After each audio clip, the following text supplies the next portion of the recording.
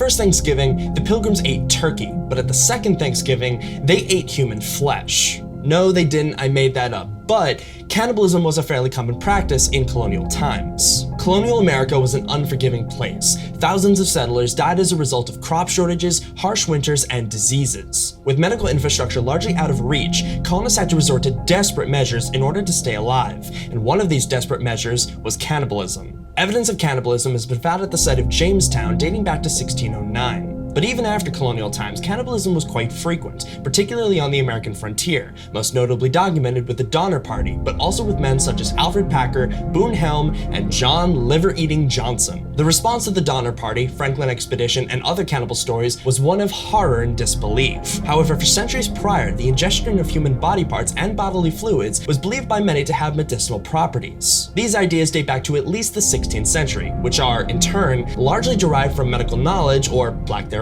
from ancient Greece. Many doctors in this time sought to balance ill-defined internal forces known as humors, which supposedly kept the body balanced and sought to cure any and all afflictions that may unbalance them. These purported cures often had interesting ingredients. Ingesting a mixture of a young woman's skull and treacle was said to be a cure for epilepsy. Not solely the domain of vampires, drinking the blood of young men was recommended for those seeking to increase their vitality. Others believed that spiritual forces permeated all of nature, and thus they sought to heal spirits in order to heal the body. Their methods of healing range from dangling amulets over the sick to having them ingest spirits, or essences, created through chemical distillation. Some of these practices were widely regarded as valuable medical knowledge and were listed in medical texts as legitimate cures. They had established themselves in early colonial America even as they came under increasing challenge. These practices, however, largely died out in the 18th century, as the scientific method was formalized and the first medical licenses came into existence.